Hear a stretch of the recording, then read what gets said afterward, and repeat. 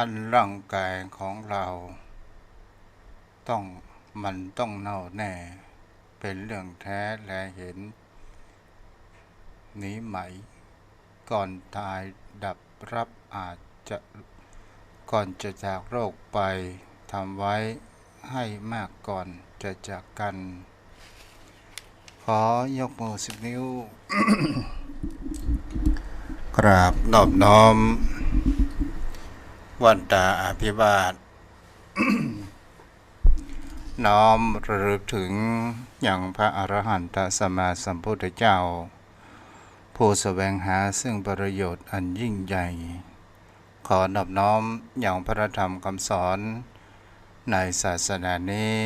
ที่องค์สมเด็จพระสัมมาสัมพุทธเจ้าได้ตรัสแสดงไว้ดีแล้วขอนอบน้อมระลึกถึงอย่างพระสงฆ์สาวกหมู่ใหญ่ผู้มีทิฏฐิอันหมดจดระงดงามอันเป็นสุปฏิปันโนโดยเส้นกาวของข้าพเจ้าและขอถวาย ความเคารพ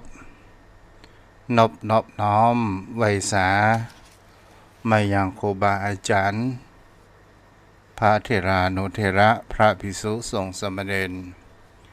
พระสังฆาธิการสงฆ์สมณศักดิ์บัณฑิตนักปราชญ์ท่านผู้มีความรู้ทุกรูปทุกตนทุกองค์มาด้วยความเคารพและขอเจริญสุขสวัสดีมาอย่างปอออกไม่ออกศรัทธาอันมีป่อมอนแม่มอนป่ออุ้ยแม่อุ้ยปีป้าน้าอาท่านผู้ฟังจมป่อยมแม่ผู้มีใจบุญทุกท่านทุกคนติดตามพระฟังธรรมะยามแรงทางสถานีวิทยุเพื่อการศึกษาพระพุทธศาสนาและวัฒนธรรม104.5 เมกะเมตตาธรรมและมีความมุ่งมั่นในการเผยแผ่ได้นิมนต์ตัวอัตมาภาพพระครูไพศาลสุตกรเจ้าอาวาสวัดทุ่งประเกตตำบลหนองหานอำเภอสันทรายจังหวัดเชียงใหม่ออกในนามคณะสงฆ์จังหวัดเชียงใหม่และในนามคณะสงฆ์อำเภอสันทรายฝ่ายเผยแผ่โดยมีท่านพระครูพิพัฒน์ศิรสังวรรองเจ้าคณะอำเภอวัดสันทรายมูลฝ่ายเผยแผ่วันนี้เราก็มาอยู่กับกันในช่วงแมลงของวันที่11ซึ่งเป็นวันพฤหัสบดีเดือนกรกฎาคมพุทธศักราช2567เจ้าพ่อโยมแม่ก่อนอื่นนั้นเมื่อวันที่5ที่ผ่านมานี้ชมพ่อโยมแม่ก็ได้ร่วมกันใจทำบุญเป็นเจ้าภาพสังฆทานก็ตามเป็นเจ้าภาพโรงทานและน้ำดื่มพระถวายพระตาหารเพลแต่พระสงฆ์องค์ข้าเจ้าในงานส่งน้ำองค์พระธาตุเจดีย์สิริปเกตคำขออนุโมทนาบุญกุศลโยมพ่อโยมแม่ทุกท่านทุกคนขอให้อยู่ดีมีสุขมีสุขภาพร่างกายแข็งแรงตลอดจนถึงเมื่อเจ้านี้ทางโยมแม่วดีเกษมพันธ์ได้มาถวายพระทหารจังหันเจ้าแต่พระภิกษุสามเณรลูกพระลูกเนรก็ขออนุโมทนาบุญในการกินขันตานในวันนี้โยมพ่อโยมแม่ครั้งพุทธกาลนั้นมีผู้แห่งเขาว่ากังขาและมีความสงสัยแม้กระทั่งเทวดาและมนุษย์ก็ตามได้มีความถกเถียงกันอยู่ประมาณสัก12 ปีเกี่ยวกับว่า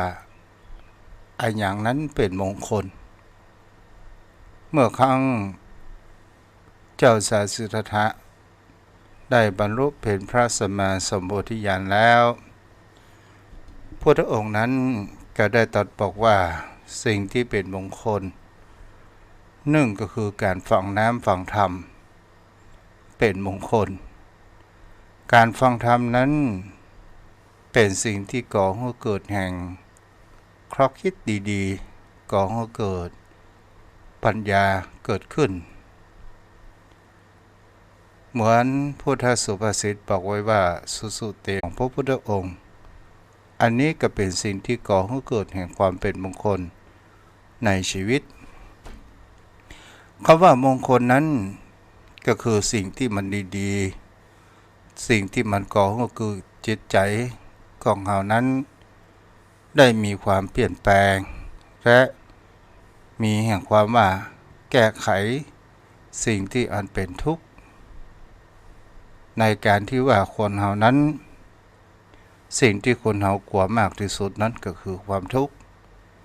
สิ่งที่เราปรารถนามากที่สุดนั้นก็คือความสุขแต่สิ่งเหล่านี้เป็นสิ่งที่เราจะเห็นได้ว่าความทุกข์นั้นมันเป็นสิ่งที่คนเรานั้นเราต้องเผชิญเจอนั้นอยู่แล้วเมื่อเราได้ฟังน้ำฟังธรรมยิ่งฟังธรรมมันก็จะก่อให้เกิดแห่งคำว่าแก้ไขปัญหาแห่งทุกข์แล้วก่อให้เกิดแห่งความแสงสว่างอันเป็นสุขก็คือกับจิตใจของผู้คนเราตลอดจนถึงเป็นสิ่งที่จะเห็นได้ว่าในครั้งพุทธกาลนั้นมี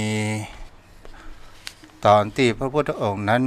ประทับอยู่ยังพระเชตวันวิหารที่นครสาวัตถีพุทธองค์นั้นก็ได้ตรัสแสดงธรรมให้กับพระ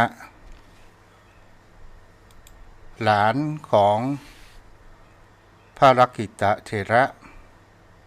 ก็คือ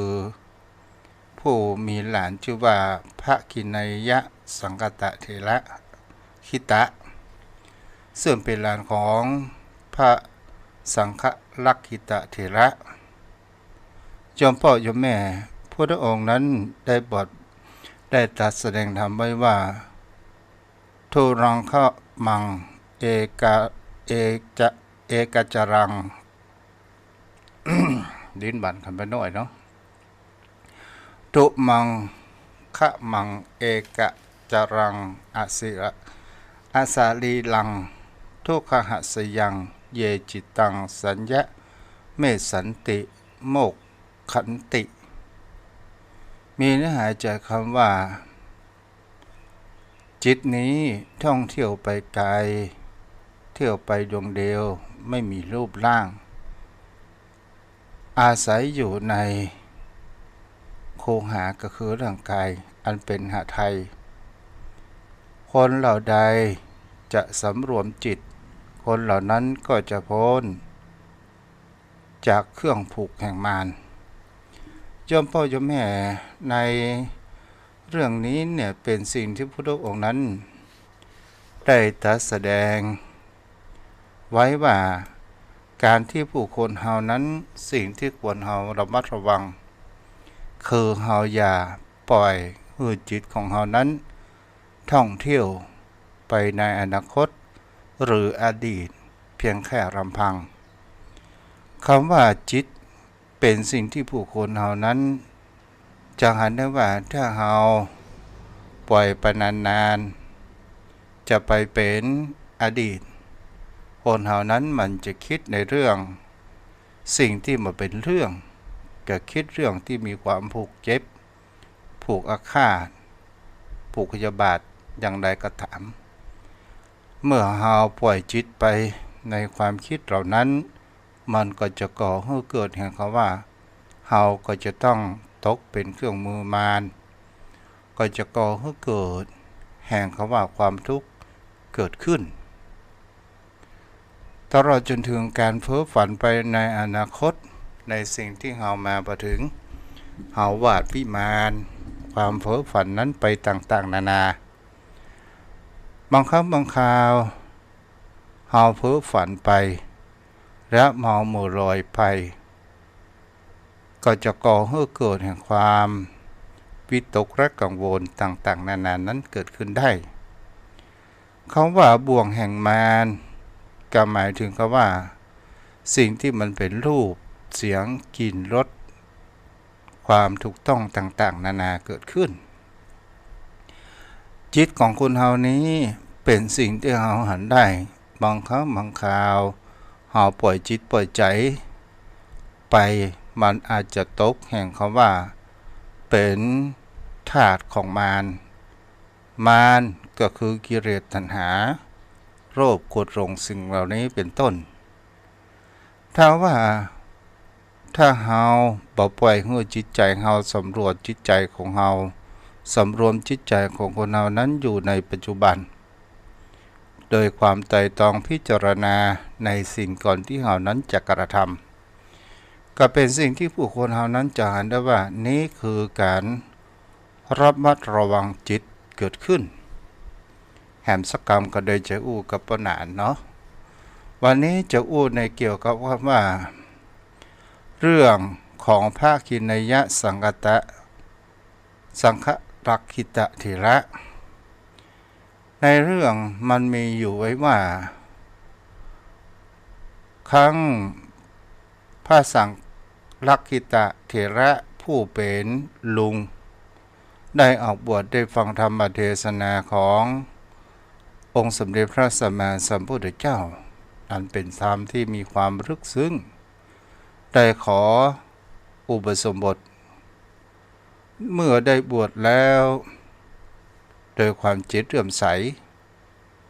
อยู่ประมาณ 2-3 วันก็ได้บรรลุเป็นพระอรหันต์ต่อมาหลานหรือว่าน้องชายก็คือหลานลูกของน้องชายมาขอบรรพชาอุปสมบทเป็นพระภิกษุเมื่อบวชแล้วก็ได้มีเขาว่าชื่อว่าพระคินยสังฆรักขิตะถ้าเขาอู้ประมาณนี้มันจะสับสนเอาว่าพระคินยพระหลานผู้นี้นี่เป็นสิ่งที่มีความเลื่อมใสในของหลวงลุงเป็นผู้อุปถัมภ์อุปถากอยู่ตลอดเวลาแล้วเมื่อก็ได้อยู่พรรษาในอารามของวัดปัจเจตวันพอออกพรรษานั้นศรัทธาญาติโยมทั้งหลายก็มีผู้คนนั้นมาถวายพระไตรพระจำนำออกพรรษาตามบี้ประเพณีเมืองเหนือของเขานั้นเวลาออกพรรษาจะมีการตาลผ้าจำนำออกพรรษาซึ่งมีผ้าจู2 ไตรตัวกันไตรหนึ่งนั้นเป็นไตรใหญ่ไตรแหมหนึ่งนั้นไตรน้อยแล้วก็จะเห็นได้ว่าพระคินยะนี้ก็มีความปรารถนาดีกับหลวงลุงอยู่ตลอดเวลาเมื่อได้ผ้าของพระไตรแล้วก็มาหาหลวงลุงที่ยังกุฏิที่วัดปัจเจตวันแต่บังเอิญหลวงลุงนั้นไปรับกิจนิมนต์กันยังพระปิกมาเตื้อก็ได้เที่ยวปัดกวาดทำความสะอาดยังกุฏิหลวงลุงเมื่อหลวงลุงนั้นกลับจากการกิจนิมนต์รับบิณฑบาตเมื่อหลวงลุงได้กลับมาแล้วเมื่อพักผ่อนผู้พระภิกษุผู้อันเป็นหลานนี้ก็ได้อุปถัมภ์อุปถากได้นำน้ำดื่มล้างเท้ามือกับหลวงลุงแล้วเมื่อถึงกาลเวลาก็ได้นำยังผ้าจำนำออกพรรษาภาษาพาเรียกว่าผ้าสาดกมาวางไว้ที่ใกล้ๆกับหลวงลุงแล้วถวายแต่บังเอิญหลวงลุงนั้นบอกว่าหลานตอนนี้จีวรของหลวงลุงก็มีอยู่แล้วจะเก็บไว้ใจสอยก็คงจะก็ไม่ได้มันจะผิดพระวินัยพระคินยะนั้นก็ได้อ้อนวอนถวายให้กับหลวงลุง แต่หลวงลุงก็บอกว่าบ่รับเพราะว่าในการคลองผ้ามันมีเพียงแค่3 ผืนเท่านั้นถ้าอู้เฮาตามภาษาชาวบ้านเขาว่าผ้าของหลวงลุงปะเลอะมีหลายผืนก็ด้วยความศรัทธาด้วยความตั้งใจของหลานก็ได้ถูกปฏิเสธประมาณเช่นนี้แล้วหลวงลุงก็บ่ได้รับพระขินยะนั้นผู้อันเป็นหลานก็เลยมีความน้อยอกหม่องใจก็ได้เก็บความรู้สึกนั้นไว้อยู่ในจิตใจอันลึกๆเกิดขึ้นแล้วเมื่อหลวงลุงได้พักผ่อนแล้วโดยที่ว่าหลวงลุงนั้นก็คือเป็นพระอุปชฌาย์ของตัวเองเป็นอาจารย์ของตัวเองเช่นเดียวกันก็ได้ถวายงานพัดก็คือพัดใบตาลก็คือวีหายฮ้อนกับหลวงลุงแต่บังเอิญเป็นสิ่งที่ความน้อยอกหม่องใจก็เลยมีความคิดที่ปล่อยจิตตามไปตามกระแสของกิเลสโดยความฟุ้งฝันไปในอนาคตถวายพัดวีไปตัวแล้วทีนี้ก็โดยความน้อยอกหม่องใจว่าในเมื่อหลวงลุงไม่ยอมรับผ้าตายของตัวเองก็เลยมีความคิดว่าเมื่อผ้าตายนี้หลวงลุงบ่รับเฮาจะนำเอาไปขายเมื่อขายแล้วเฮาจะนำไปเงินเหล่านี้เฮาจะซื้อขาลาเพศและเฮาจะไปเลี้ยงแพะเมื่อไปเลี้ยงแพะแล้วเมื่อแพะได้กำเนิดลูกเมื่อมีลูกแพะเกิดขึ้นก็จะทำเป็นสิ่งที่จะได้ว่าเมื่อขายลูกแพะได้แล้วจนมีเงินมีทองแล้วก็มีภรรยาหาสาวสวยงามสักคนหนึ่งมาเป็นภรรยาของตัวเองเมื่อเป็นภรรยาของตัวเองแล้วเมื่อมีบุตรมีลูกก็จะพาภรรยาและลูกนั้นมากราบหลวงลุงเมื่อมาหาหลวงลุงนั้นก็จะได้เปลี่ยนกันอุ้มลูก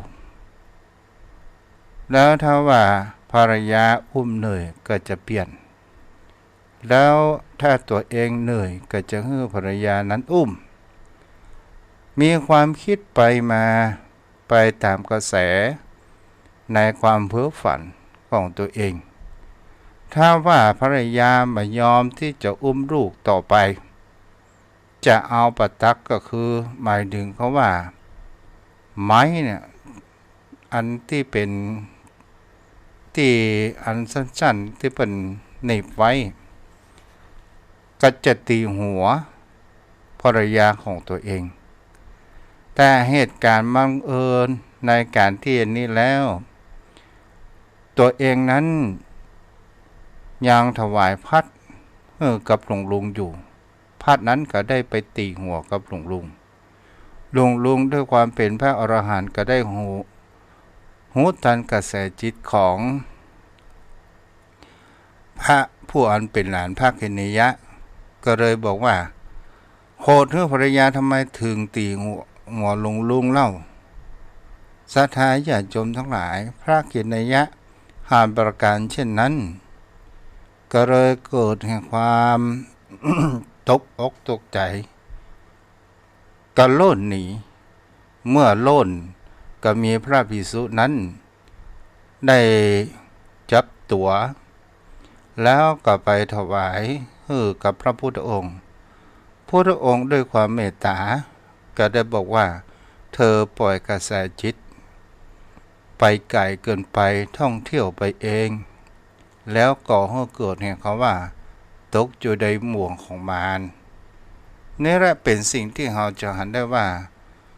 นี่ก็เป็นสิ่งที่คนเราบางครั้งบางคราวถ้าเราปล่อย จิตใจของเฮานั้นท่องเที่ยวไปในอนาคตหรือบางครั้งบางคราวย้อนไปในอดีตเป็นสิ่งที่ผู้คนเฮานั้นจะหันได้ว่าถ้าคนเฮาสำรวมจิตใจอย่างกับพ่อหนานได้บอกว่า เยจิตตังสุญญะเมสันติโมขะโมกขันติมาระภานาผู้ที่สำรวมจิตย่อมพ้นบ่วงมารคำว่าจิตใจของบุคคลเฮานี้มันบ่มีรูปร่างมันเป็นแห่งคำว่านามธรรมและเป็นสิ่งที่เฮาจะหันได้ว่าเฮาบ่สามารถที่จะกำจัดขอบเขตของมันได้เพราะว่ามันบ่มีรูปร่างมันบ่มีตัวมันมีทินมันต่างกับรูปธรรมในสิ่งที่เฮาจะหันได้ว่าอย่างกับตนตัวของเฮาเนี่ยเฮามีแห่งเขาว่าสิ่งที่มันเป็นรูปร่างไหนแขนในขาท่อนแขนท่อนขาบ่าไหล่ตับไตไส้พุงเป็นอย่างสิ่งที่เฮานั้นหันได้แต่จิตใจของคนเฮานั้นมันเป็นสิ่งที่มันไร้รูปไร้นามแต่บางครั้งบางคราวมันตกเป็นเครื่องมือบ่วงแห่งมารศรัทธาญาติโยมทั้งหลายคำว่าบ่วงมารก็คือไอ้หยังเล่าก็คือรูปเสียงกลิ่นรสสิ่งเหล่านี้เนี่ยเป็นสิ่งที่ตลอดจนถึงแห่งคำว่าความสัมผัสรูปเสียงกลิ่นรสเนี่ยบางครั้งบางคราวคนเฮาจะหาได้ว่าบางคนบ่มีความพอในคู่ครองบางครั้งบางคราวอยู่กันมาเมินมานานจนลูกนั้นเติบโตบังเอิญไปหันยังสาวแรกรุ่นเกิดขึ้นก็เลยเปลี่ยนจิตเปลี่ยนใจนึกว่าเมื่อไปร่วมต้นใหม่นั้นจะมีความสุขตอนสุดท้ายมันก็ยังมีความเหมือนเก่าในที่นี้ก็หมายถึงเขาว่าถึงเฮาจะมีภรรยารุ่นลูกก็ตามแต่สิ่งที่มันจะบังคับทำให้เฮานั้นก็คือหมายถึงเขาว่าวัฏจักรแห่งชีวิตแต่สุดท้ายภรรยารุ่นลูกมันก็ไม่สามารถที่จะอยู่กับเฮานานได้เมื่อเฮาเท่าแก่ชรามาสุดท้ายเขาก็ทิ้งอย่างนี้เป็นต้นตลอดจนถึงคำว่าเฮาได้ยินเสียงก็ตามเฮาได้ฟังเพลงก็ตามเฮาจะหาได้ว่าบางครั้งบางคราวจิตของคนเฮานี้ถ้าเฮาอยู่เงียบๆคนเดียวบางครั้งบางคราวเฮาท่องเที่ยวจิตของเฮาท่องเที่ยวไปฟังเพลงคิดถึงเพลงในอดีตคิดถึงเพลงที่เฮานั้นเกิดแห่งความชอบที่เกิดเข้าในกระแสเลือดเพิ่นเฮาว่าเข้ากระดูกดำบางครั้งบางคราวเฮาคิดถึงเพลงนั้นแต่บุคคลอื่นไม่ได้ยินกับเฮาเมื่อเฮาคิดถึงเพลงนั้นเฮาก็คิดถึงหาคู่รักอย่างนี้เป็นต้นนี่แหละเพราะเฮาว่าเพลงมันมีอดีตและบางครั้งบางคราวคนเฮาฝันมีความตื่นตระหนกเรื่องจริงหรือบ่จริงก็ยังเป็นอนาคต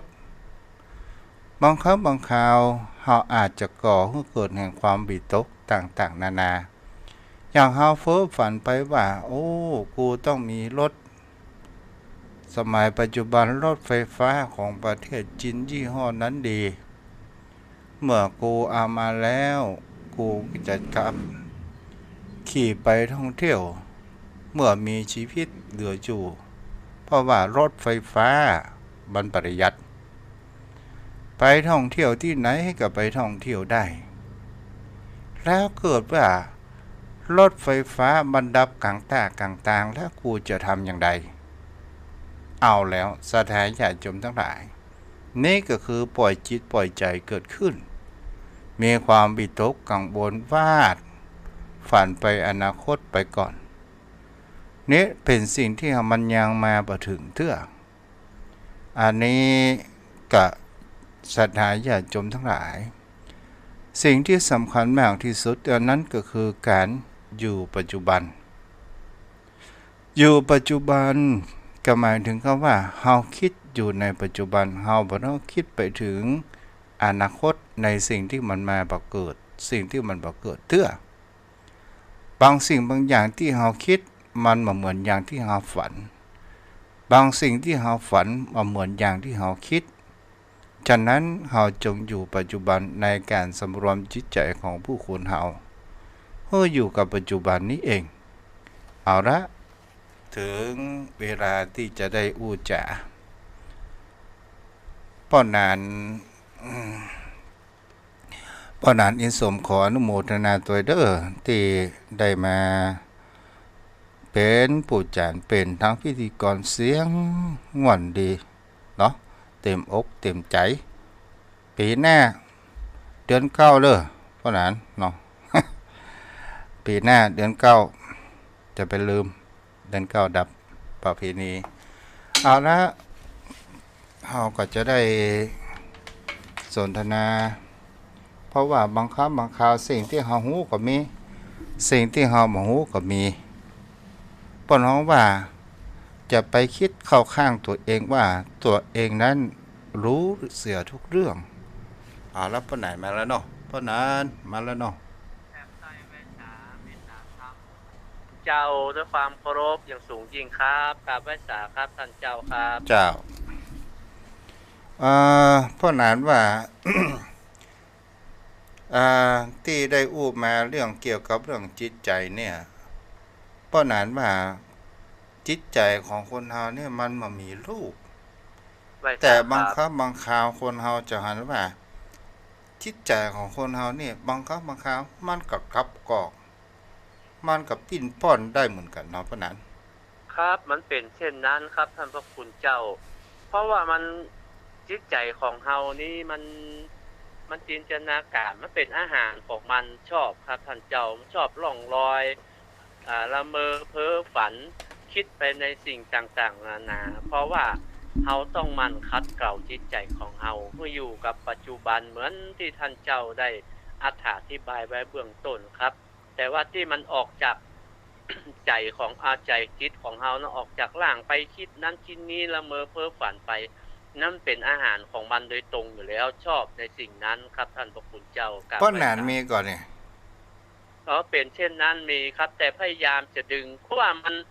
บางทีมันคิดละเมอเพ้อฝันมันเป็นสิ่งที่ไร้สาระมันบ่ใช่เป็นความจริงแต่ว่ามันเป็นอาหารของเพิ่นครับเพิ่นชอบ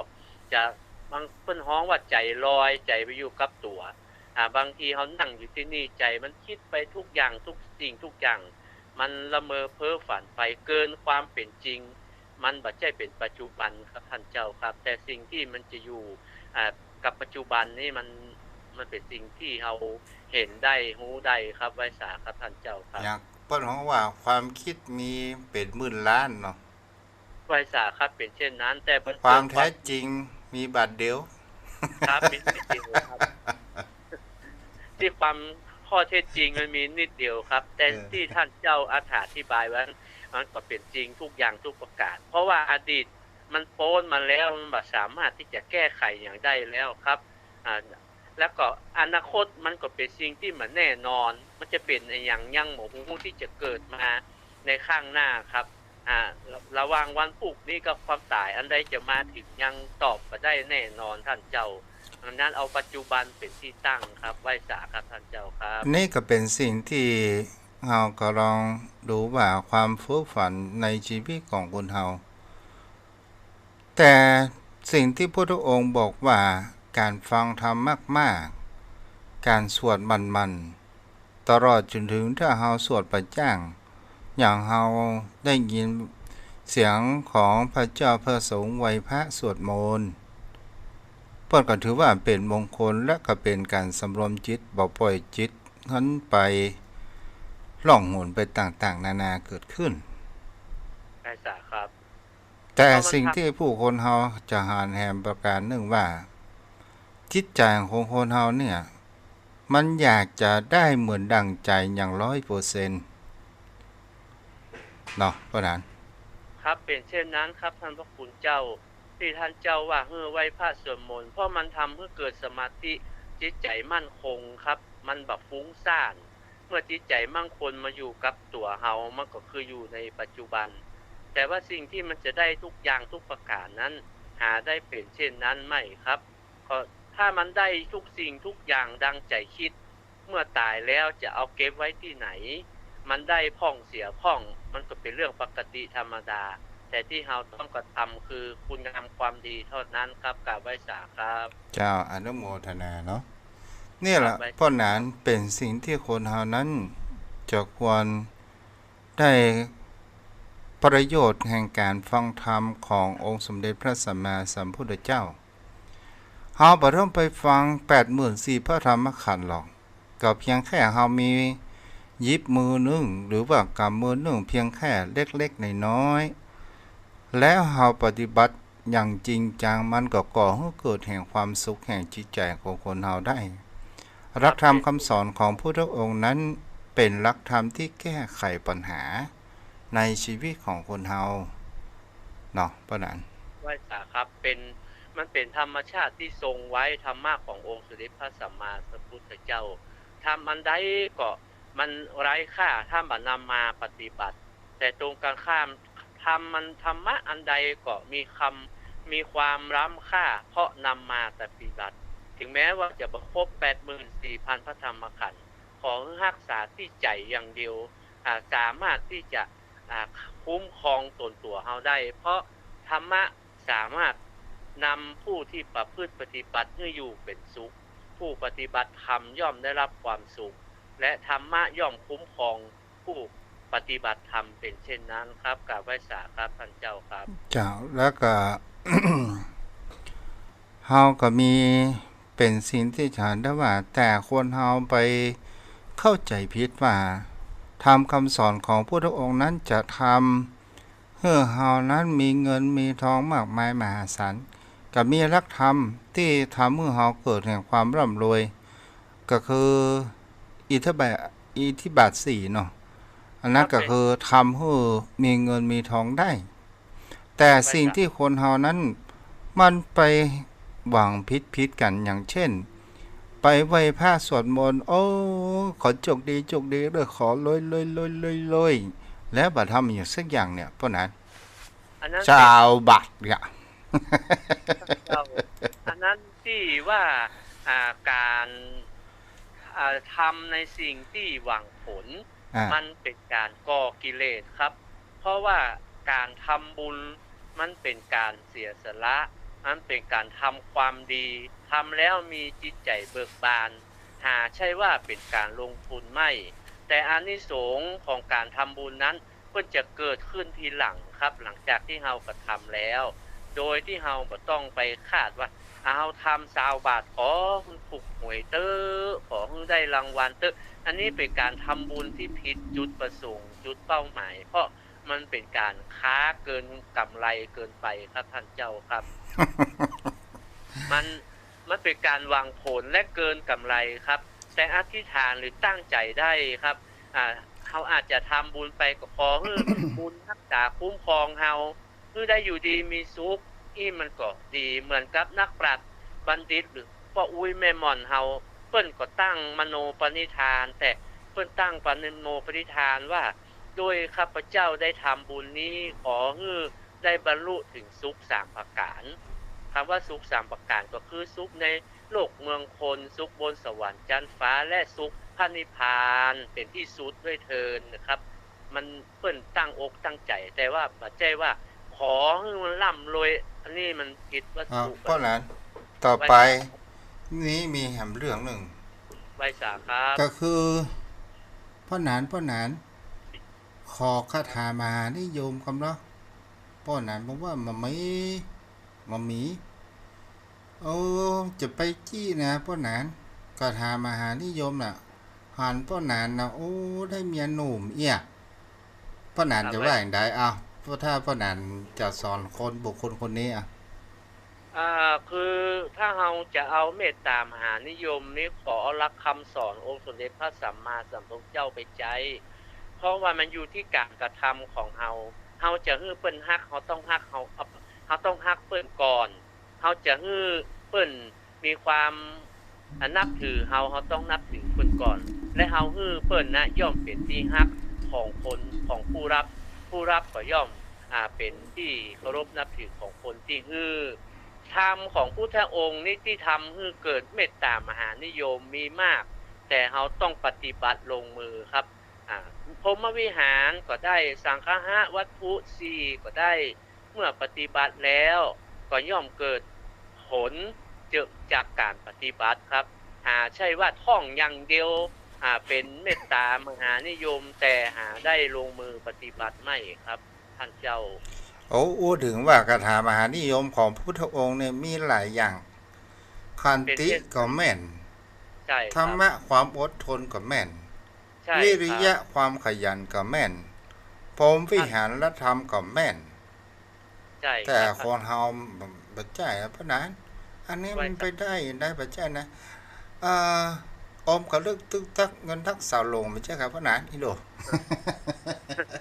ท่านเจ้ามันทุกสิ่งทุกอย่างมันต้องมีเหตุเกิดของมันเฮาอยากโรยแต่ถ้าเฮามีวิริยะมีความภาคเพียรพยายาม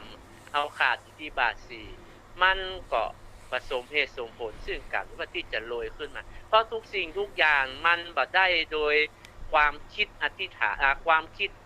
ตั้งใจแล้วมันจะมาลอยมาอย่างความตั้งใจมันหาเป็นเช่นนั้นไม่ต้องลงเพราะนั้นครับอันนี้เนี่ยที่ได้อู้นี่นะก็คือเป็นสิ่งที่เฮาจะนะว่าจิตใจของคนเฮาเนี่ยมันเล่าร้อนมันอยากจะได้บดิบบเดียวนี่เนาะครับเป็นเช่นนั้นครับท่านเจ้ามันอยากได้ทันตาหันแต่มันบ่ลงมือปฏิบัติจะเอาได้ดังใจอย่างที่เปิ้นว่าเนรมิตมันหาเป็นเช่นนั้นทุกอย่างมันบ่ได้มาโดยง่ายท่านเจ้าความทุกข์ยากลำบากนะท่านพระคุณเจ้ามันเป็นที่มาของความร่ำรวยเฮาทุกข์ก็ทุกข์อย่างมีเกียรติเฮาบ่ไปขอเปิ้นแต่เฮามีความพยายามวันหนึ่งมันก็ต้องประสบผลสำเร็จเพราะว่าเมื่อเฮามีความบากบั่นพยายามแล้วเฮาก็จะได้มาซึ่งทรัพย์สมบัติมันทุกสิ่งทุกอย่างมันต้องลงมือมันต้องอาศัยซึ่งกันและกันถ้าจะได้มาเปล่าๆใดๆนี่มันก็ต้องไปทำงานอย่างนะครับเอาขออย่างเดียวอ้อนวอนอย่างเดียวมันลอยมามันคงบ่เป็นเช่นนั้นครับท่านเจ้าครับเฮาจะอู้ถึงคำว่าเฮาอยากมี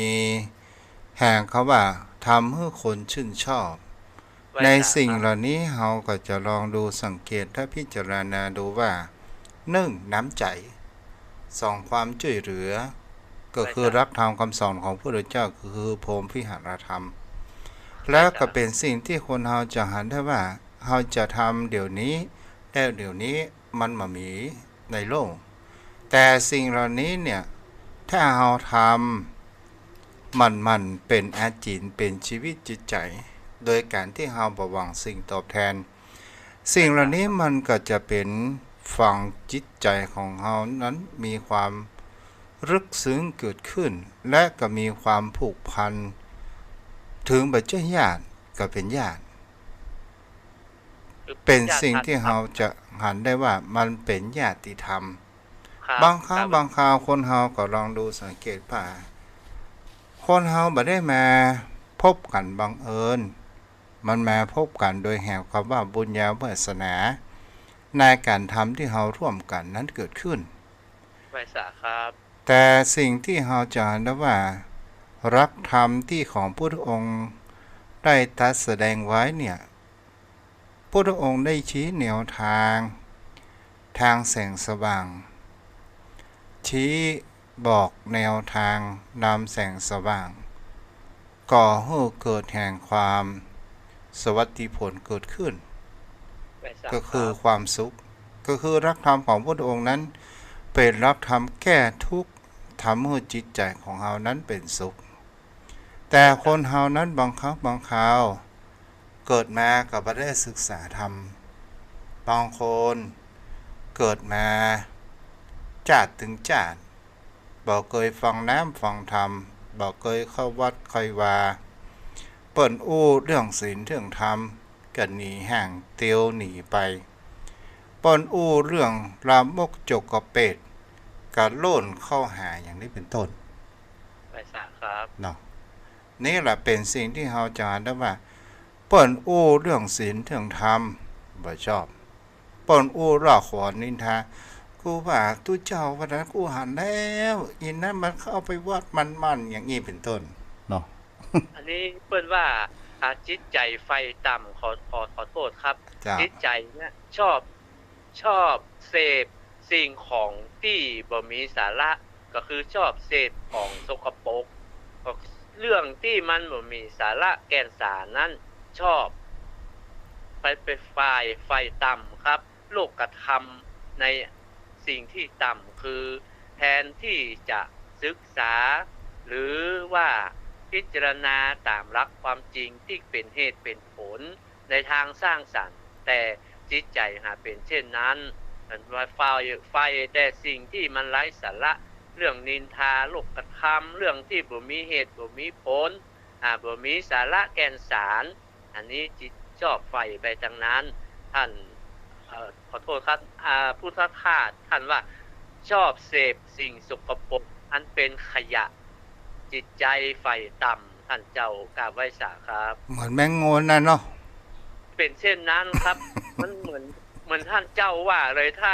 มันหันภาพได้ชัดถ้าท่านเจ้าว่าแมงงูนเก้ากับผมก็เปรียบเทียบกับผึ้งเนี่ยครับถ้าผึ้งเปิ้นก็ชอบของหอมก็หมายถึงชอบศึกษาไฟรู้ในสิ่งที่ดีสิ่งที่สร้างสรรค์แต่ถ้าแมงงูนมันก็ตรงกันข้ามกันแมงงูนชอบของเหม็นจิ้นเน่าของนอนส่องของสกปรกโสโครกเป็นเช่นนั้นครับกราบไหว้สาครับท่านเจ้าครับมาคำถามเนี่ยคำถามเพราะนั้น ครับทำไมข่าวดีถึงไปจ้าข่าวร้ายถึงไปโวยเพราะคนมันชอบเสพในสิ่งที่บดีบงามมันบ่ชอบสร้างสรรค์บ่ทุกอย่างนะท่านพระคุณเจ้าถ้าสิ่งใดที่เป็นข่าวร้ายข่าวชั่วคนจะชอบเสพและชอบมาลงข่าวเพราะว่ามันคนชอบในสิ่งนั้นจะต้องหาข่าวที่มันเป็นไปในทางลบทางบ่ดีนะมาลงเพราะคนมันชอบแต่สิ่งที่มันสร้างสรรค์เพิ่นสร้างความเจริญรุ่งเรืองเพิ่นสร้างคุณงามความดีมีเยอะแยะแทนที่จะเอามาเป็นตัวอย่างในการเป็นเยื่องเป็นอย่างในการดำเนินชีวิตแต่หาได้สนใจในสิ่งนั้นไม่ครับอันนี้จิตใจไฟต่ำบ่ได้คัดเกลาจิตใจบ่ได้พัฒนาจิตใจตัวเองแต่ว่าถ้านำมาเป็นครูไปแห่งอย่างหนึ่งคือสิ่งที่เปิ้นทำชั่วเฮาบ่ทำเหมือนเปิ้นเอาเปิ้นเป็นตัวอย่างอันนี้ก็ดีไปอย่างแต่ว่าขอให้ลึกหรือได้ละลึกหรือทำตามบุคคลที่เปิ้นทำความดีต้องสรรเสริญยกย่องและนำมาเป็นตัวอย่างสังคมจึงจะอยู่ได้ยืนยาวครับกราบไหว้สาครับท่านเจ้าครับถึงว่า ในสิ่งที่เฮาเสพเนี่ยมันก็หมายถึงส่อฮือหันแห่งเขาว่าจิตใจของผู้คนเฮาเนี่ยบางครั้งบางคราวมันบ่ได้สำรวมมันก่อให้เกิดไปสิ่งที่เสพข่าวเรื่องบดีของสังคมมากมายมหาศาลแต่ข่าวที่ดีนั้นบ่ค่อยเสพกันและแห่งประการหนึ่งว่าถ้าเปิ้นเอาข่าวดีๆที่เป็นบุญเป็นกุศลเป็นตัวอย่างรูปกตัญญูก็ดีหรือบุคคลที่เป็นจิตอาสาช่วยเหลือสังคมหรือบุคคลที่เก็บสิ่งของได้นำมาประคมข่าวเสาะหาข่าวประการที่นี้มันก็เป็นแบบอย่างให้สังคมและสังคมนั้นก็จะเอาเป็นแบบอย่างแต่ปัจจุบันนี่มันมีแต่ข่าวพ่อหน้าก็บ่ได้รถตัดนิดเดียวก็บ่ได้ตะตีกันตอนสุดท้ายไล่ตีกันฆ่าพ่อฆ่าแม่มันก็เลยลงข่าวอย่างกับข่าวชิงทองในเชียงใหม่ของเฮาเนี่ยเฮาก็ลองดูว่า แล้วก็โยนในเรื่องแห่งเขาว่าเราอ่อนติดเกมแล้วทำไมพ่อแม่ก็ยังบ่ศึกษาว่าตัวเองนั้นบ่ได้ดูแลอบรมจิตใจของลูกหรือไม่อย่างนี้เป็นต้นนะเพราะนั้นคือลูกจะดีมันก็อยู่ที่พ่อแม่มันลูกดีนะส่อถึงพ่อแม่ได้อบรมได้คัดเกลาจิตใจส่อถึงครูบาอาจารย์เป็นผู้ที่ฝึกฝนเป็นผู้ที่คัดเกลานิสัยของลูกของเต้าของลูกศิษย์มันยกย่องลูกดียกย่องบิดามารดาพ่อแม่ศิษย์ดียกย่องครูบาอาจารย์ครับท่านเจ้าแต่ว่ามันละอ่อนมันอาจจะไม่ได้คัดเกลาคืออาจจะได้เสพข่าวในที่เป็นทางชั่วร้ายแล้วก็ทำให้เป็นตัวอย่างมีอารมณ์ร้อนมีจิตใจที่ขุ่นมัวในคิดในทางที่อาฆาตพยาบาทในคาดก็หมายถึงว่าเขาปล่อยจิตใจให้ตกไปอยู่ในใต้อำนาจของบ่วงของมันก็คือกิเลสตัณหาในการที่เราฟังข่าวว่าเนี่ยเขาวางแผนได้จะเป็นเกื้องปีเพราะนานพอคือทางวางแผนในทางที่ผิดท่านพระคุณเจ้าแปลว่ามีความคิดอยู่แล้วว่าความคิดในอนาคตทางที่บดีนี่ก็คือตกอยู่ในบ่วงของมันนั่นก็คือความโลภครับมีความโลภความโกรธเข้าครอบงำมารนี่เป็นผู้ฆ่าให้ตายจากความดีครับบ่วงของมันก็คือได้เกิดเกิ้งซึ่งการทำคุณงามความดีดังนั้นมารเนี่ยเป็นผู้ฆ่าให้ตายซึ่งความดีที่เราจะได้นำมาปฏิบัติแต่ถูกมารมาขัดขวางตกอยู่ใต้อำนาจของมารครับท่านเจ้าครับนี่ก็เรียกว่ามารเนาะครับตัวมารเนี่ยเป็นตัวอุปสรรคตัวเกิดเกิ้งขวางการกระทำความดีของเราทุกอย่างนะครับถ้าเราเอาชนะมันก็บุญบารมีเราก็เกิดขึ้นแต่ถ้าเราก้านมันหรือว่าทำล่วงไปตายไปจากบ่วงของมารเราก็ต้องตกอยู่ในนัดของมารที่ทำให้เราเป็นเช่นนั้นครับท่านเจ้าครับเฮาก็พออย่างกับรถแก๊ปที่ไปรับเนี่ยเพิ่นโหอีโน่อีนี่หยังนั่งตั้งหลังจอกงอนยิงเพิ่นเลยพอแล้วโอ้นี่ก็คือแปลว่ามานี่มันทำคือเป็นยักษ์บ่ได้คิดเป็นอะไรหยังบ่ได้คิดถึงครอบครัวคนอื่นเนาะเพราะนั้นทำร้ายได้ทุกอย่างท่านเจ้าแม้กระทั่งผู้มีพระคุณบิดามารดาก็ยังฆ่าได้คือตั้งใจที่จะทำร้ายเปิ้นโดยที่เปิ้นบ่ได้ตั้งตัวเปิ้นบ่ได้ต่อสู้นะครับอยากเก้ากับผมได้ทราบว่าคนที่ตายไปนะเป็นผู้ที่มีจิตใจดีนะครับเปิ้นเลี้ยงแม่เลี้ยงน้าเปิ้นนะครับเปิ้นทำงานแล้วเปิ้นญาติน้องเปิ้นเสียไปเปิ้นก็เลยมาดูแลแม่ดูแลน้าครับเปิ้นก็ขับรถแก๊ปมีความพยายามในการทำงานว่างก็ไปหารายได้พิเศษนะครับแต่คนที่จองล้างจองค่าเพิ่นมันถือจังหวะที่เพิ่นเผลอเพิ่นบ่ทันได้ตั้งตัวครับท่านเจ้ามีถ้าเฮามองดูเจ้ากรรมนายเวรมันก็อาจจะไปเป็นอดีตชาติได้ใช้กันนี่เนาะอันนี้เฮาก็บ่ฮู้เนาะถ้าพูดถึงกรรมที่กระทำเป็นเจ้ากรรมนายเวรที่บ่ได้อโหสิกรรมนั้นมันอาจจะสมเหตุสมผลในด้านนั้นที่แต่ว่ามันก็เป็นอจินไตยสำหรับเฮานะท่านเจ้าแต่ว่าถึงปัจจุบันนี้มันเป็นสิ่งที่เฮาคิดแล้วมันกระทำเกินเหตุเกินผลแต่ในเรื่องกรรมนั้นมันอาจจะสมเหตุสมผลในอดีตชาติอาจจะเป็นเจ้ากรรมในเวรกันก่อนเหมือนที่ท่านเจ้ากล่าวไว้นะครับท่านเจ้าเอาวันที่นำผนันเนาะวันผูกครับก็ขอกราบแอบใต้ไว้ยังหายไปเสียนี่เอาเพราะนั้นสงสัยเพราะนั้นโทรศัพท์เพราะนั้นให้หมดไฟเนาะ หมดแบตเอาละโยมพ่อโยมแม่ท่านผู้ฟังวันนี้ก็ได้จ๋ามาพอสมควรสมน้ำสมเนื้อ อนุโมทนาผู้ที่ตามทาง Facebook เด้อมีแม่จันเพ็ญคำโพธารัตนอุบาสิกาเนาะแม่ทองคำที่วงคามฟังอยู่เด้อฝนตกก่อสีบัวบานป่อนานอินสมอนุโมทนาบุญตัวเด้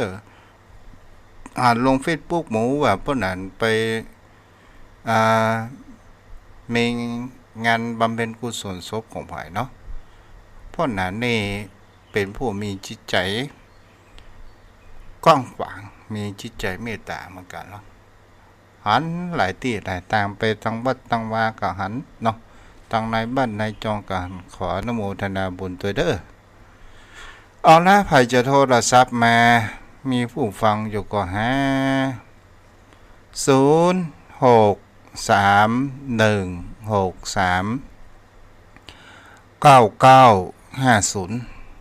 ไม่ใช่99แค่หมู่ไม่ใช่เด้อ0631639950เดือนเด้อทุกเจ้าขอเปิดสัญญาณกัน0631639950เจริญพรโยมแม่หนูโอ้เสียงชัดเจนดีมากเลยเนาะฝนไม่ตกวันนี้มืดมาเฉยๆนะคะอาจารย์ ตอนนี้ตกเลยแม่ตะเก เหรอ แม่สุขภาพแข็งแรงเนาะ ก็อย่างนั้นเลยค่ะพระอาจารย์เจ้าค่ะ จ้า หนูชอบฟังพระอาจารย์โอ้โหจริงๆเลย จ้า คนอ่านสายันก็ชอบเนาะ จ้า ท่านเก่งมากๆเลยเนาะโอ้โหเก่งจริงๆเลย ตู้ พระ หล อาจาร ว ย์ ง เจ้าค่ะ เก่าลูกแม่ ฮะ ตู้หลวงเก่า โอ้ท่านอยู่วัดไหนเหรอ เอาอยู่วัดพุ่นจังยังเนื้อบุญแม่ อ๋อค่ะ ดี พระ จ้ะ อาจารย์ก็ไม่รู้ว่าอยู่ที่ไหนนะพระอาจารย์เนาะ จ้าสารปีแม่ โอ้ยดีใจหนูฟังอยู่เรื่อยพระอาจารย์หนู จ้า นะพระอาจารย์ได้เฉย บนรักษาได้แม่ จ้าสาธุจ้า อ๋อบัดได้ยินแม่หนูโทรมาเมื่อแล้วเด้อแม่วรีเกษมพันธ์ไงกูเขียวเนาะแม่บัวบุญแบบฟังก้าวันนี้ เจริญพร ครับสวัสดีเจ้าท่านอาจารย์เจ้า เจ้าแม่พลอยกันเนี่ย แม่ อ๋อ ลืมแม่ที่ว่าพิการนั่นละกัน โอ้บัดลืมแม่บัดลืมมือแม่ย่อยนี่กันแม่ เจ้าแม่ละเจ้า เจ้าว่าจะได้ฟ้องหายแม่วันนี้ อืมประเดี๋ยวนี้ก็มาเป็นหยังนะเจ้า ไปวันนั้นไปหาหมอบอกว่าอืมดีขึ้นจะนักละเดี๋ยวนี้สุขภาพแข็งแรงดีเจ้า ได้แม่เฮามันอยู่กับเฮาต้องยอมรับตัวของมันและเฮาก็ทำ เจ้า จิตของเฮานั้นตามปกติเท่าที่เฮาเป็นไปได้ เจ้า เนาะแล้วก็ วันนั้นเป็น ทุกสิ่ ยัง ง ทุก ไป อย่างมัน รอ ก็ดี เทียนที่วัดพระธาตุจอมพ่ออยู่เจ้า อ๋อดีแกแม่ดีละเฮาได้สร้างบุญกุศลหลายอย่าง ฟังแล้วฟังธรรมตรงนี้ก็เป็นบุญกุศลนะแม่เด้อเนาะ แม่ฟังกูตนกูองค์ขึ้น104นะจ๊ะ จ้าอนุโมทนาบุญเด้อบุญรักษาจ้า เจ้า จ้า เจ้าคือกำลังใจท่านอาจารย์แน่ จ้าแม่อ้าวยังขอแฮมสัก2 สายเนาะเพราะว่ามันจะ6 โมงแล้วเนาะ0631639950เจริญพรแม่วรี สวัสดีค่ะวันนี้เสียงแจ่มใสเนาะ เสียงแจ่มใสสายกันเต้ตัวเด้อ นะ สายกันเต้ตัว ต่างประเทศร้อย บัปิดวิทยุตัวนี่ ปิดแล้ว ไปปิดที่ไหนเสียงออกโล่ง ติดหน้ารอติดหน้ากระเทศ จ้าบุญรักษาฝนตกอยู่แม่เนาะเอาละขอแหมสายสุดท้าย063-163-9950เจริญพร ไม่ใช่เจ้า จ้าแม่ปิดวิทยุตัวได้แม่เด้อ เป็นแล้วเหรอเจ้า เจ้าดีละมาได้ยินเสียงออกเป็นว่าปิด เทศยอดจริงๆเนาะกับผู้กับปนันสายันนี่นะ